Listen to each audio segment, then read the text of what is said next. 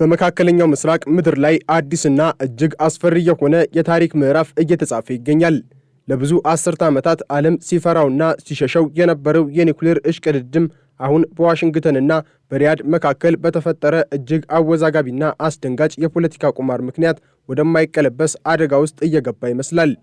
ረቡዕ ዕለት በዋሽንግተን የኢነርጂ መስሪያ ቤት ውስጥ የተፈረመውና ሳውዲ አረቢያን የኒውክሌር ባለቤት ለማድረግ መንገድ የሚከፍተው ስምምነት ገና ፊርማው ሳይደርቅ በፕሬዝዳንት ዶናልድ ትራምፕ ድንገተኛ ውሳኔ አማካኝነት ወደ ታላቅ ትርምስ ተቀይሯል። ይህ ክስተት ተራ የዲፕሎማሲ ግጭት ሳይሆን መላውን ዓለም ወደ ኒውክሌር ጦርነት አፋፍ ሊገፋ የሚችል የመካከለኛው ምስራቅን የኃይል ሚዛን ለዘላለም የሚቀይርና የሰላምን ተስፋ የሚያጨልም ታሪካዊ ክስተት ነው። የስምምነቱ መፈረም በራሱ ትልቅ ድል ተደርጎ ተወስዶ ነበር። ለ20 ዓመታት ያህል ሲንከባለል የቆየው የአሜሪካና ሳውዲ የሲቪል ኒውክሌር ስምምነት በመጨረሻም በታላቅ ድምቀት ሲፈረም ሳውዲ አረቢያ በአሜሪካ ድጋፍ የራሷን ዩራኒየም የማበልጸግ መብት ማግኘቷ ተሰምቷል። ይህ ማለት ሳውዲ አረቢያ የኒውክሌር ቴክኖሎጂን ከማግኘት ባለፈ ወደ ኒውክሌር ቦምብ አመራረት የሚወስዳትን ወሳኝ ደጃፍ ተሻግራለች ማለት ነው።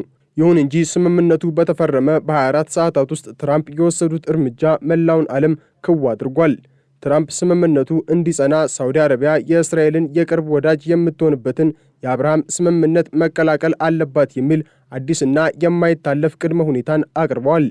ይህ ውሳኔ የኒውክሌር ስምምነቱን አደጋ ላይ ከመጣሉም ባለፈ ሳውዲ አረቢያ በከፍተኛ ጉጉት የጠበቀችውን የኒውክሌር ህልም የፖለቲካ መጫወቻ አድርጎታል።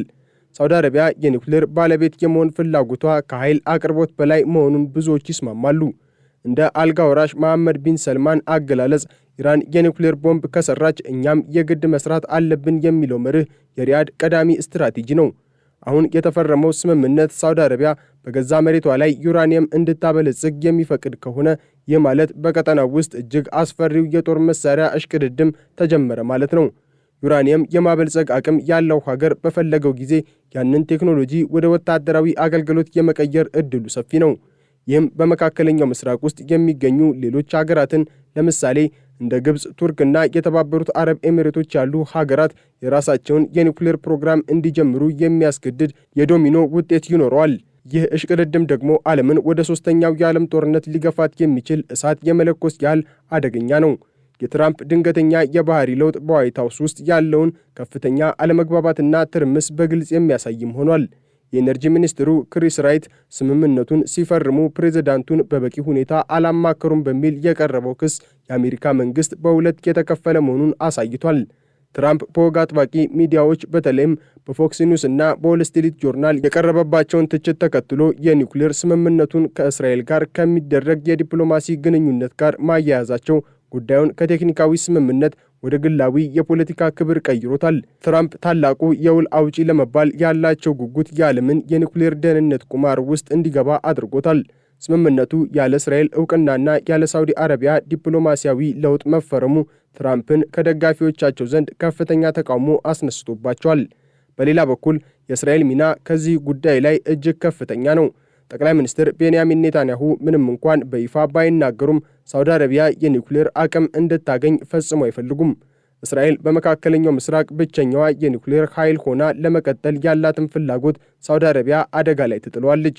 ትራምፕ አዲሱን ቅድመ ሁኔታ ያስቀመጡት በኔታንያሁ ግፊት ሳይሆን አይቀርም የሚሉ ግምቶችም በስፋት እየተሰሙ ነው። እስራኤል ሳውዲ አረቢያ የኒውክሌር ባለቤት እንድትሆን የምትፈቅደው ሳውዲ አረቢያ ለፍልስጤም የምታደርገውን ድጋፍ ትታ ከእስራኤል ጋር ሙሉ ወዳጅነት ከመሰረተች ብቻ ነው። ይህ ደግሞ ለሪያድ እጅግ ከባድ ውሳኔ ነው። ሳውዲ አረቢያ የሁለቱ ቅዱሳን መስጊዶች ጠባቂ እንደመሆኗ የፍልስጤምን ጉዳይ መስዋዕት አድርጋ የኒውክሌር ቦምብ ለመስራት የምትወስደው እርምጃ በአረቡ ዓለም ያላትን ተቀባይነት ክፉኛ ሊጎዳው ይችላል። የኒውክሌር ስምምነቱ አሁን ባለበት ሁኔታ የሚቀጥል ከሆነ ሳውዲ አረቢያ እንደ ሰሜን ኮሪያ ወይንም ኢራን አይነት የዓለም አቀፍ ቁጥጥር የማይደረግበት የኒውክሌር ፕሮግራም ልትገነባ ትችላለች የሚል ስጋትም አለ። የተባበሩት መንግስታት የኒውክሌር ተቆጣጣሪ ድርጅት በሳውዲ አረቢያ ላይ የሚኖረው ቁጥጥር ደካማ መሆኑ ደግሞ ስጋቱን አጋኖታል። ሳውዲ አረቢያ በራሷ መሬት ዩራኒየም የምታበለጽግ ከሆነና አሜሪካም ለዚህ ጥበቃ የማታደርግ ከሆነ ዓለም በአንድ ጀንበር አዲስና ሊገመት የማይችል የኒውክሌር ኃይል ይገጥማታል።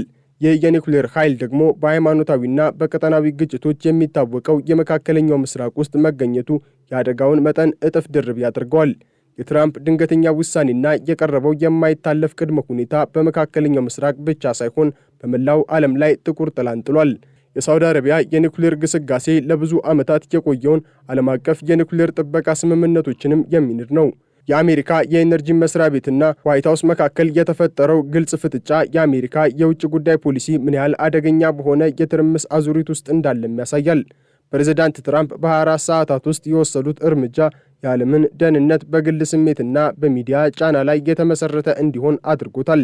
ይህ ደግሞ ታላላቅ ሀገራትን ወደማይፈለግና ወደማይቀለበስ የኒውክሌር ግጭት ሊያመራው ይችላል። በተለይም ዩራኒየም የማበልጸግ ቴክኖሎጂ ለሳውዲ አረቢያ መሰጠቱ በመካከለኛው ምስራቅ የሚገኙ ሌሎች ሀገራት የራሳቸውን የአቶሚክ ጥያቄ እንዲያስነሱም ይገፋፋቸዋል። ለምሳሌ ግብፅና ቱርክ ሳውዲ አረቢያ ያገኘችውን ዕድል ለማግኘት ከፍተኛ ጥረት ማድረጋቸው አይቀርም። ይህም ቀጠናውን ወደ ታላቅ የኒውክሌር መሳሪያ ማከማቻነት ይቀይረዋል። በመካከለኛው ምስራቅ ያለው ፖለቲካዊ አለመረጋጋት፣ የጎሳ ግጭቶችና የአሸባሪ ቡድን እንቅስቃሴ ሲታከልበት የኒውክሌር ቴክኖሎጂ በእነዚህ ሀገራት እጅ መግባቱ ምን ያህል አሰቃቂ ውጤት ሊኖረው እንደሚችል መገመት አይከብድም። የጥፋት መሳሪያው በተሳሳተ እጅ ውስጥ ከገባ ዓለም የምትገጥመው አደጋ ከሂሮሺማና ናጋሳኪም የከፋ ሊሆን ይችላል። ሳውዲ አረቢያ ለትራምፕ አዲስ ቅድመ ሁኔታ የምትሰጠው ምላሽ የዓለምን የወደፊት ዕጣ ፈንታም ይወስናል። አልጋ ወራሽ መሐመድ ቢን ሰልማን የኒውክሌር ፕሮግራማቸውን ለማስቀጠል ሲሉ ከእስራኤል ጋር ግንኙነት ለመመስረት ቢስማሙ እንኳን ይህ ውሳኔ በሀገሪቱ ውስጥና በአረቡ ዓለም ከፍተኛ ተቃውሞ ሊያስነሳ ይችላል። በሌላ በኩል ሳውዲ አረቢያ የአሜሪካን ቅድመ ሁኔታ ውድቅ አድርጋ ወደ ቻይና ወይንም ሩሲያ ፊቷን የምታዘር ከሆነ አሜሪካ በመካከለኛው ምስራቅ ያላትን ስትራቴጂካዊ የበላይነት ለዘላለሙ ታጠዋለች። ቻይና የኒውክሌር ቴክኖሎጂዋን ለሪያድ ለመሸጥ ምንም አይነት የፖለቲካ ቅድመ ሁኔታ የማታስቀምጥ በመሆኗ ሳውዲ አረቢያ ያለምንም ገደብ የኒውክሌር ባለቤት ልትሆን ትችላለች። ይህ ደግሞ በምዕራባውያንና በምስራቃውያን መካከል ያለውን ሽኩቻ ወደ አዲስና አደገኛ ምዕራፍ ያሸጋግረዋል። በአጠቃላይ የትራምፕ የኒውክሌር ስምምነትን ተከትሎ የመጣው ትርምስ ዓለም በአንድ አደገኛ መስቀለኛ መንገድ ላይ መቆሟን ያሳያል።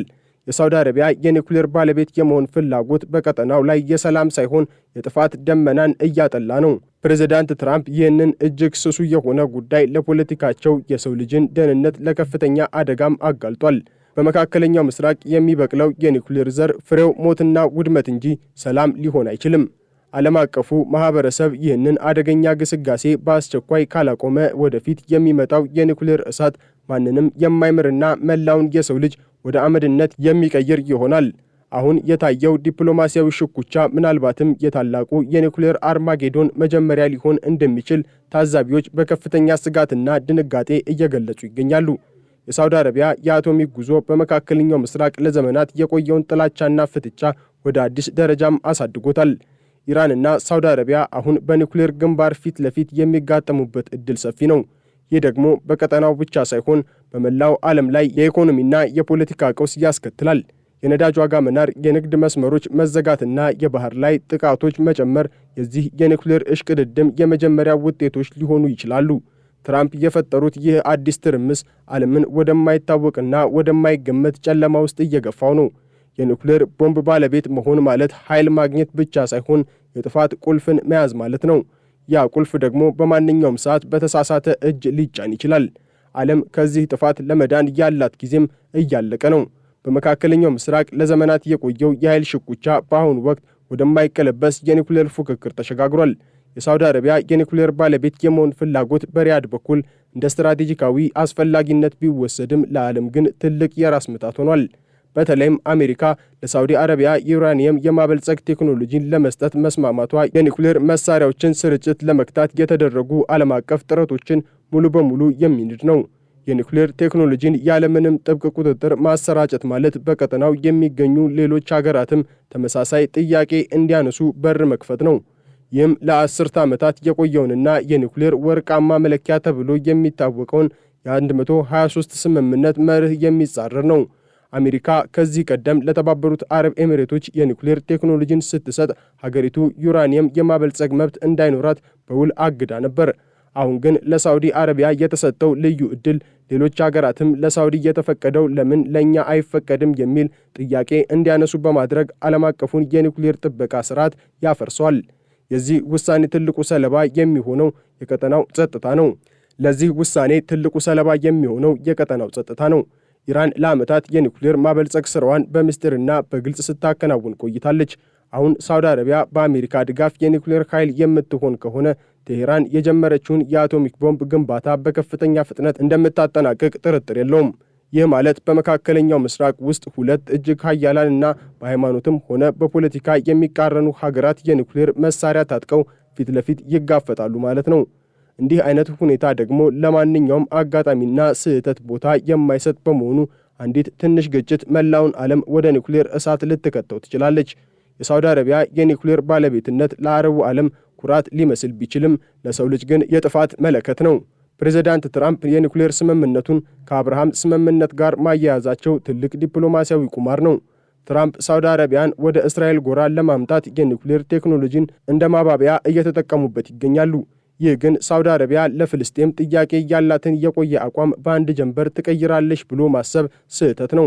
አልጋ ወራሽ መሐመድ ቢን ሰልማን የሀገራቸውን ሕዝብና የአረቡ ዓለምን ተቃውሞ ችላ ብለው የእስራኤል ወዳጅ ለመሆን ቢወስኑ እንኳን ይህ ውሳኔ በሀገሪቱ ውስጥ ከፍተኛ የውስጥ ትርምስ ሊያስነሳ ይችላል።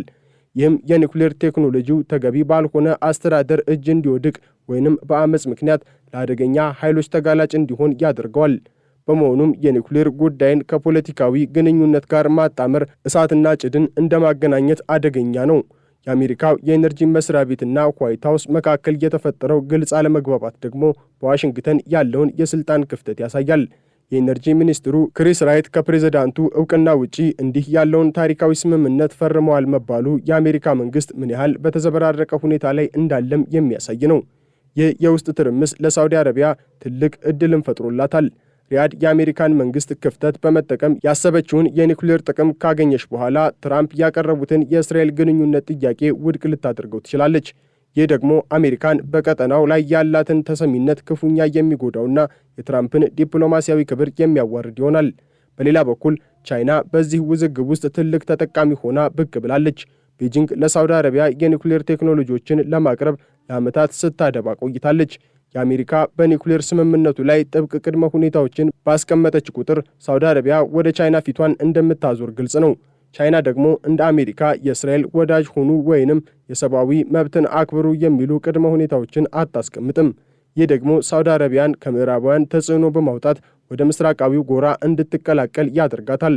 ይህም በመካከለኛው ምስራቅ ውስጥ ያለውን የጂኦፖለቲካዊ ሚዛን ሙሉ በሙሉ የሚቀይርና የአሜሪካን የዓለም አቀፍ የበላይነት የሚያከትም ክስተት ይሆናል። የሳውዲ አረቢያ የኒኩሌር ፕሮግራም ሌላው አሰቃቂ ገጽታ የቴክኒክ ብቃቱና የጥበቃው ሁኔታ ነው። ሀገሪቱ ለዓመታት በነዳጅ ኢንዱስትሪ ላይ ብቻ የተመሰረተ ኢኮኖሚ የነበራት በመሆኑ እንዲህ ያለውን እጅግ ውስብስብ የኒኩሌር ቴክኖሎጂ በብቃት የማስተዳደር አቅም ይኖራታል ወይ የሚለው ጥያቄ የብዙ ባለሙያዎች ስጋት ነው። የኒኩሌር ኃይል ጣቢያዎች ጥቃቅን ስህተቶች እንኳን የማይታገሱ በመሆናቸው በቀጠናው ባለው የጸጥታ ሁኔታና በሳይበር ጥቃቶች ስጋት ምክንያት ታላቅ አደጋ ሊከሰት ይችላል። የሳውዲ አረቢያ የአቶሚክ ጣቢያ በአሸባሪዎች ወይንም በጠላት ሀገራት ጥቃት ቢሰነዘርባቸው የሚፈጠረው የጨረር ብክለት መላውን የመካከለኛው ምስራቅ ሕዝብና አካባቢ ለዘላለም ሊያጠፋው ይችላል። ትራምፕ በታሪካዊ ስምምነት ላይ የጣሉት ቅድመ ሁኔታ የሳውዲን ባለስልጣናት ክፉኛም አስቆጥቷል። ሪያድ ይህንን እንደ ዲፕሎማሲያዊ ውርደት ነው የቆጠረችው። ስምምነቱ ከተፈረመ በኋላ ፕሬዝዳንቱ በግል ስሜት ተነሳስተው አቋማቸውን መቀየራቸው አሜሪካ ለታመኑ ወዳጆቿ እንኳን የማይታመን ሀገር መሆኗን ያሳያል። ይህም ሌሎች የአረብ ሀገራት ከአሜሪካ ጋር ያላቸውን ግንኙነት እንዲመረምሩና ሌሎች የአማራጭ አገሮችን እንዲፈልጉ ያደርጋቸዋል።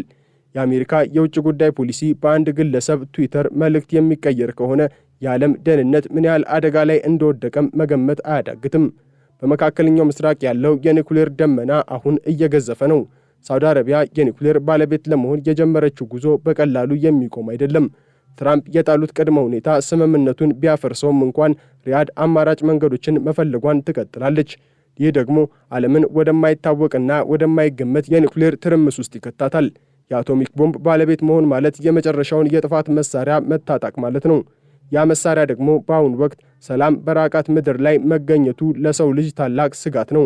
ዓለም አቀፉ ማህበረሰብ ይህንን አደገኛ የኒኩሌር ቁማር በአስቸኳይ ካላስቆመ ወደፊት የሚመጣው ታሪክ የሚመዘገበው በኒኩሌር አመድ ላይ ሊሆን ይችላል። ይህ በዋሽንግተን የተጀመረው ድራማ መጨረሻው የሰላም ውል ሳይሆን ምናልባትም ታላቁ የጥፋት አደጋ መጀመሪያ ሊሆን እንደሚችል የዓለም ታዛቢዎች በታላቅ ድንጋጤ እየተነበዩ ነው። የሰው ልጅ የወደፊት ዕጣ ፈንታ በአሁኑ ወቅት በአደገኛ መሪዎችና በኒውክሌር ፍላጎት መካከል ተይዟል። ከዚህ አዙሪት ለመውጣት ደግሞ ጊዜው እያለቀ ነው።